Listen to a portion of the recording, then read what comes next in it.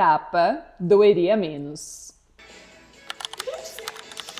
Splash, splash, fez o tapa que eu dei.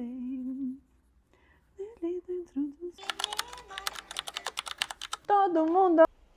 Essa é a mensagem que eu recebo constantemente de algumas pessoas quando eu jogo algumas reflexões que de alguma forma impactaram elas. Eu entendo o que elas querem dizer, eu acho engraçadinho, mas talvez eu não chamaria de tapa, porque eu sou uma pessoa mais pacífica, não gosto de agressividade. Talvez eu chamaria de borrifada de água gelada para rostos dormentes. Tá, talvez ficou meio complexo. Agora, para eu conseguir borrifar de água gelada por aí, você tem noção tanto de borrifada que eu recebo? Tenho recebido muitos avisos, muitos sinais de que eu preciso trabalhar menos. Eu contei um pouquinho isso no meu texto que explica a minha vinda aqui para o México nesse período de alguns meses que eu vou morar por aqui e usufruir do trabalho remoto, né? Já faz muito tempo, desde a pandemia, que eu transformei o meu trabalho em remoto e parece que só hoje eu realmente estou usufruindo disso logisticamente, de poder trabalhar de qualquer lugar. Teve uma complexidade com relação ao fuso, mas não foi tão complexa porque apenas 3 horas do fuso que eu estava acostumada, que era o fuso de São Paulo. Mas o que eu queria contar para você é que eu tenho recebido essas pistas de que eu preciso trabalhar menos. Só que o que aconteceu? Quando eu comecei a receber essas pistas, a minha mente me direcionou para um tá bom. Então vamos fazer isso. Como se eu estivesse substituindo aquele tempo que ia abrir, aquele tempo, às vezes no final de semana, que eu ficava ali pensando sobre o trabalho, pensando em como comunicar uma coisa, pensando em criar um novo produto, um novo serviço, alguma coisa assim. Eu fui substituindo no meu imaginário para hobbies e outras coisas. Aí veio mais uma borrifada da vida, me falando que não era para eu substituir, que era para eu reduzir. Que não era só para eu trabalhar menos, mas que era para eu fazer menos. Desde então tem sido um desafio bem interessante. E eu tenho recebido muitas informações e tenho sentido muito de que a gente vai precisar aprender a lidar com o tempo livre. E eu sei que não é a realidade da maioria, mas eu estou sempre incubando novas coisas, eu sou a principal cobaia dos meus insights, dos meus conhecimentos, do que eu transmito aqui para você, eu sou a primeira cobaia. Então eu sinto que eu estou vivendo algo agora, incubando algo para ver o que é possível. Como é que a gente prepara a nossa mente e o nosso corpo para ter mais tempo livre? E além disso, se a gente tiver mais tempo livre, a gente consegue usufruir desse tempo livre? E aí eu senti de conversar aqui com você hoje sobre sabáticos.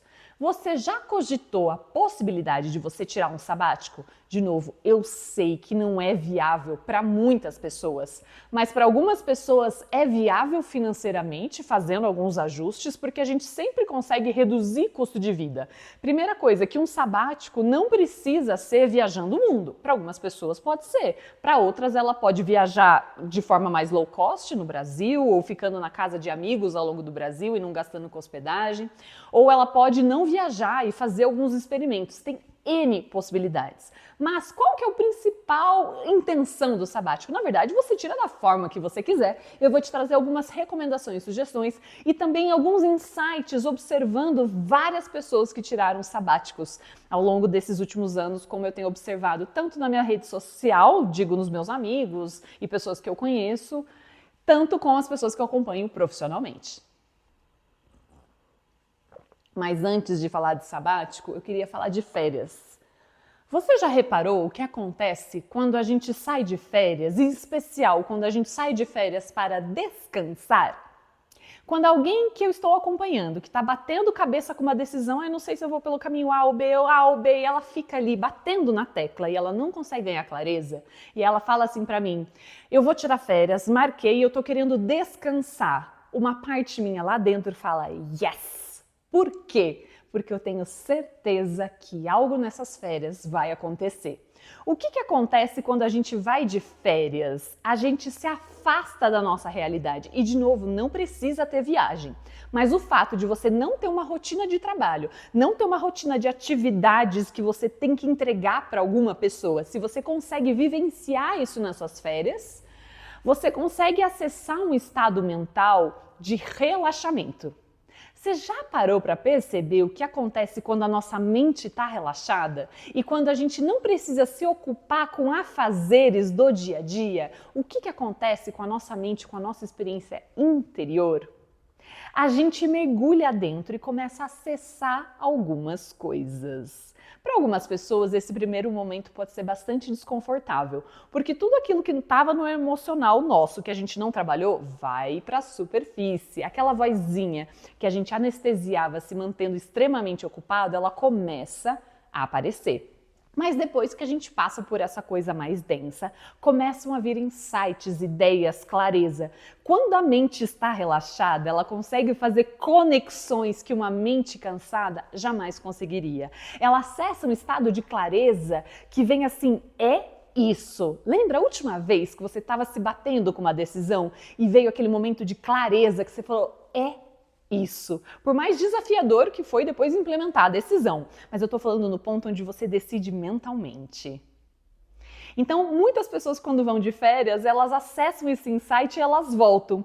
Pode ser que elas voltam até com uma mudança de vida. E refletido até na minha trajetória, quando eu trabalhava no mundo corporativo e tinha férias mais regradas, eu lembro de voltar de férias com uma nova perspectiva, com uma mente arejada. E essa mente arejada vinha com decisões. Eu acho que eu vou mudar de área, eu acho que eu vou começar tal curso, eu acho que eu vou mudar de cidade, eu acho que eu vou mudar de casa. Vinha muito para mim essa questão de mudança. E vem para muita gente, vem com clareza de decisão. Então, se você, primeira coisa, independente do sabático, se você está batendo cabeça para tomar uma decisão, se induza em relaxamento mental. Qual que é a pegadinha aqui? Você não pode se induzir num estado de relaxamento condicionando a mente para o que ela tem que fazer. Ó, a gente vai relaxar para você me trazer aquela informação, viu? Porque isso não é relaxamento. O relaxamento ele vai implicar desapego. Então eu coloco a intenção, tá, eu quero ganhar clareza sobre isso. Pá, joguei a intenção, desapego. Aí eu vou relaxar, eu vou caminhar, eu vou dormir, eu vou comer bem, eu vou relaxar minha mente, vou sair das redes sociais, eu vou consumir conteúdos que são muito significativos, vou ler um livro mais filosófico, alguma coisa assim. E aí, quando a mente relaxa, vem a mente receptiva. A mente receptiva é aquela que traz informações quando você não está buscando. No nível de intenção você está, a sua alma está buscando, mas a sua mente concreta não está ali, eu quero descobrir tal coisa. Quando você faz muita força, gera muito cansaço mental. Por isso que pessoas que pensam muito, que são muito overthinkers, elas se sentem muito cansadas, ela pode ter passado o dia inteiro no sofá, mas ela se sente exausta, porque a mente cansa muito quando ela está nesse estado.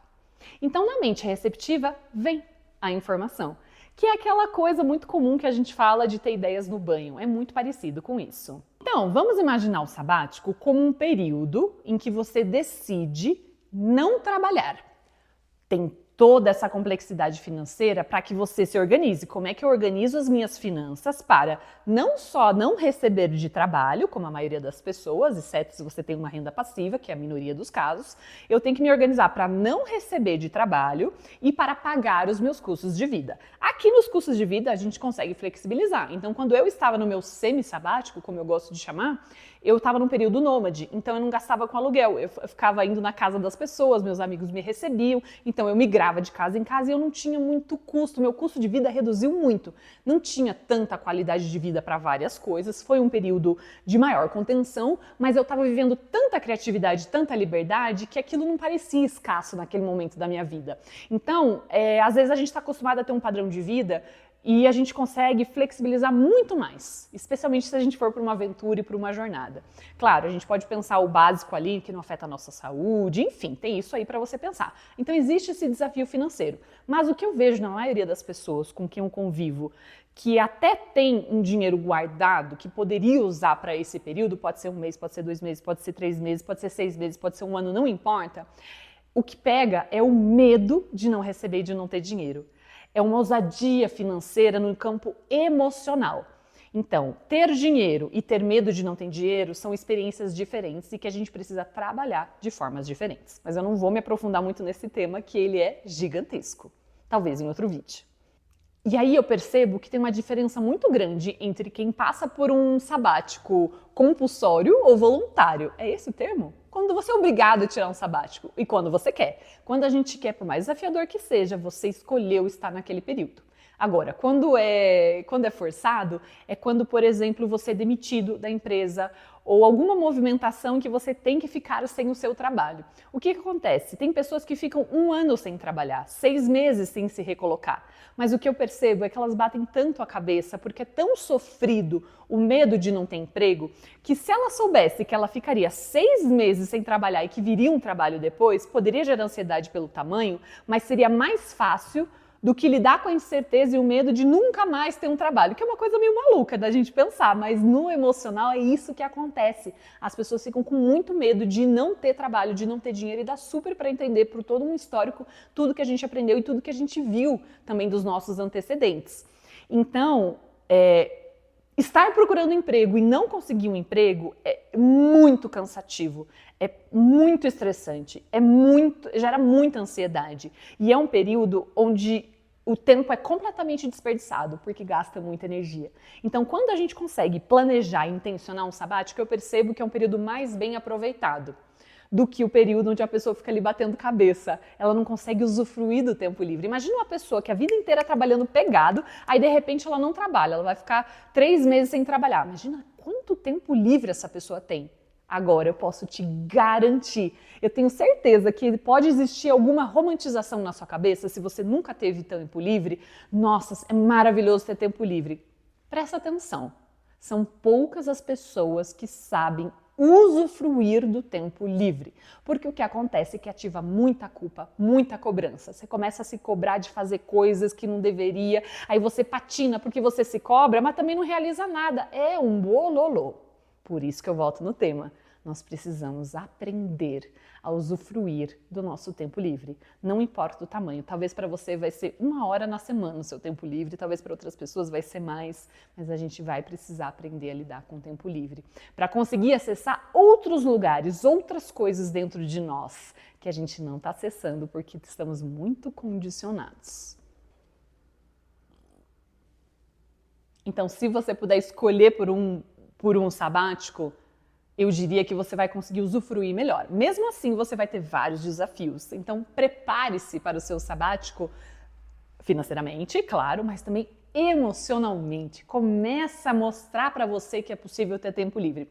Algumas pessoas vão sofrer isso na aposentadoria. Elas passaram a vida se lamentando de como é difícil uma vida, trabalhar, sobrevivência, bancar filho, barará e barará, e que um dia, quando ela estiver aposentada, se tiver uma aposentadoria que garante, né, uma qualidade de vida, que também é o caso de poucos, mas enfim, vamos dizer que isso seja possível, eu vejo muitas pessoas que não conseguem usufruir da aposentadoria porque ela está tanto tempo condicionada naquele modo de sair fazendo tudo, de nunca ter tempo livre, de nunca se permitir descansar, que ela fica perdida na aposentadoria. E tem outras coisas que acontecem na aposentadoria, que é uma perda de identidade com relação à profissão, porque a profissão é algo muito identitário. Então, se eu não sou mais essa profissão, se eu não sou aquela pessoa que trabalha, que, entre aspas, é útil para a sociedade com esse trabalho, quem eu sou?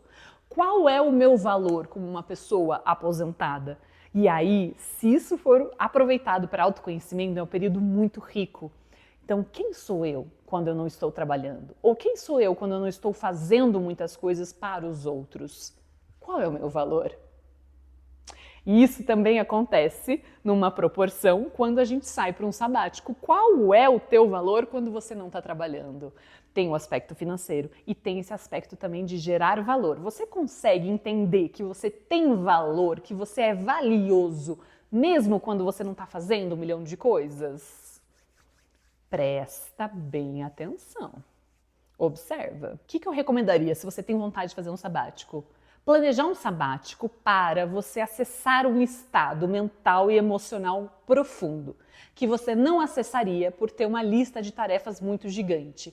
É um momento para você nutrir a sua alma, ao invés de ficar fazendo coisas para o mundo e para os outros, como que eu quero me relacionar comigo, o que eu quero descobrir de mim. O sabático ele é muito rico para a gente descobrir coisas sobre nós. No meu semi-sabático foi onde eu tive mais informações sobre o meu propósito, mais informações do que eu queria realizar na minha vida.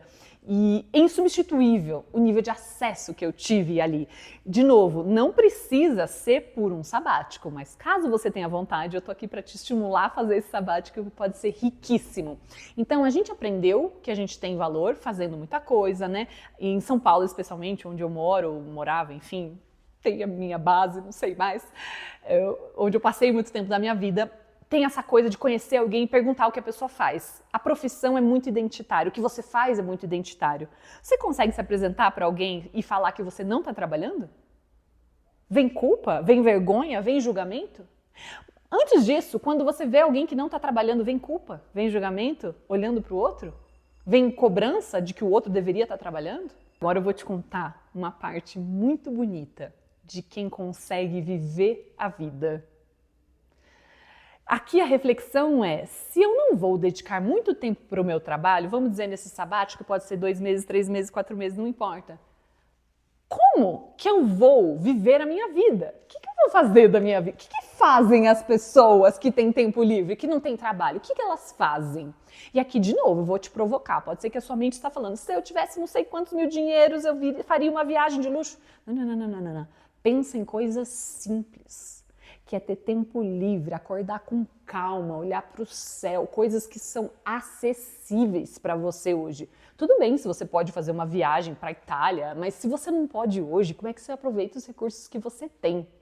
O tempo livre é um recurso muito exótico. Ter tempo livre já é precioso, é um recurso muito precioso.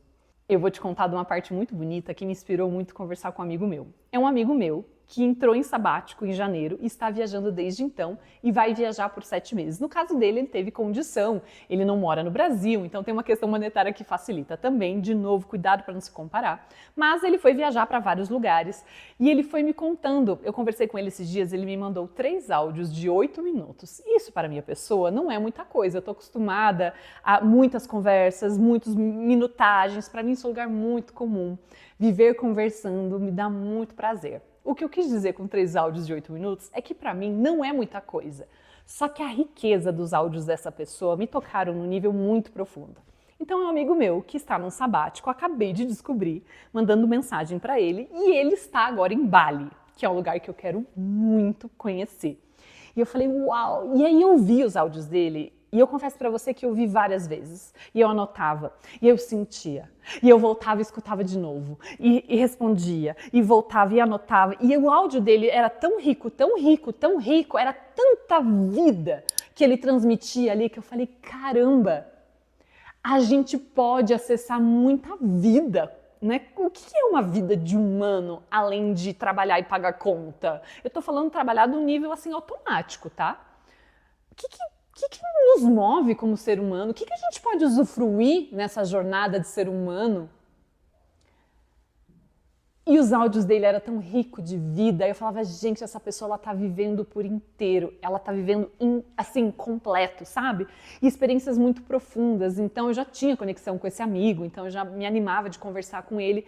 Mas eu fiquei extremamente inspirada de ouvir e eu queria saber mais. Eu falava, me conta do passeio de barco, que ele ficou 1 mês vivendo num barco com a filhinha dele também. Ele falou que foi mega difícil, porque o barco é um lugar que tem um monte de botão, um monte de coisa que ela queria ficar apertando e não pode, é muito controlado, tem muita regra, então foi difícil. E aí cada país que ele vai, a filhinha dele fica numa escola, a filhinha tem 4 anos, e eu falei, gente, imagina para essa menina viver tudo isso, mas enfim, de novo, não precisa ter viagens exóticas como a dele. E o que aconteceu que ele começou a me relatar, que ele começou a acessar de novo alguns talentos, alguns interesses que ele me contou há muitos anos atrás que ele tinha. E conforme ele me falava, nossa, eu me reconectei com a música, começou a vir várias conexões na minha mente, falando, nossa, eu lembrei das cenas que ele me contava da relação dele com música. Ele começou a tocar, começou a compor, e ele nunca tinha feito isso antes. E aí eu falei, caramba, olha o que a gente acessa quando a gente se permite relaxar. O relaxamento é uma via muito importante para a nossa expressão. Só que a gente aprendeu a dar valor a relaxamento e descanso, minha gente? Não aprendemos. Então eu fiquei completamente inspirada. Eu falei, gente, o que ele está vivendo, ele vai levar isso para a vida, o nível de insights. E assim, tem uma parte subjetiva que eu não consigo te explicar de forma tão racional. Por que é subjetivo? O que eu senti ouvindo os áudios dele me deu um sopro de vida e eu falei, gente, eu quero um sabático. Eu tenho sentido vontade há um tempo de um sabático. Não vou tirar esse ano, provavelmente, mas eu tenho sentido vontade de tirar um em breve. Quem sabe ano que vem, vamos ver, alguns meses aí para eu ficar isolada e vivendo algumas experiências profundas. E ver a experiência dele me inspirou muito, muito, muito, de quão rico está sendo a experiência que ele está vivendo. Então, a gente aprendeu a se cobrar a uma linearidade de carreira e uma linearidade de ambição que não é compatível com o nosso desenvolvimento humano. Porque cada fase da nossa vida a gente precisa desenvolver uma coisa diferente. Mas não é esse olhar de desenvolvimento de sucesso, é um olhar de alma, que a sua alma precisa experienciar para que ela evolua. E muitas vezes a gente precisa romper com o automático. E aí muitas pessoas estão tendo vivências agora de que ela está sendo obrigada a romper, que é aquele quase compulsório de ela não pode trabalhar, ou ela tem uma condição de saúde que ela tem que ir atrás disso, não tem como não olhar. E tem pessoas que às vezes vão cuidar dessa condição de saúde durante 10 meses, que a mente dela julga muito aquilo, como é que eu vou parar 10 meses? E ela teve que parar para olhar. Então observa o que a vida está trazendo para você de informação, que rupturas a vida está te trazendo. Talvez ela quer que você experiencie uma outra coisa. Talvez ela quer que você pare de fazer isso aqui para um redirecionamento. Então não existe isso de não fazer nada quando a gente olha esses aspectos sutis da nossa consciência, de quanto a gente se desenvolve como indivíduo. Porque o não fazer para o mundo traz uma riqueza muito grande interior. Quantas pessoas realizam muito no mundo e têm uma relação consigo muito superficial. Ela não desenvolveu essa intimidade de autoconhecimento, de relação consigo. Então, a introspecção, ela é extremamente necessária para o nosso desenvolvimento. Isso não tem a ver com personalidade, não importa se você é uma pessoa extrovertida, você vai precisar de momentos de introversão para mergulhar em si e descobrir quem é você, quem não é você, o que é o seu eu condicionado que você estava carregando até aqui. Quais símbolos de sucesso vêm de desejos do seu ego e não desejos da sua alma? A sua alma sempre vai te direcionar para o caminho de crescimento espiritual. Acho que é isso. Não expliquei tanto sobre o sabático, mas foi um pupurri de várias coisas. Espero que isso tenha te dado uma possibilidade, independente de você poder viver isso ou não, como que você replica esse conceito de sabático. Às vezes você pode tirar férias e ficar uma semana em silêncio. Isso pode ser um micro sabático para você. E observa o que você está sentindo vontade de fazer agora, que a sua boa alma vai te dar pistas do que você precisa para a sua evolução. É isso, um beijo e até o próximo vídeo.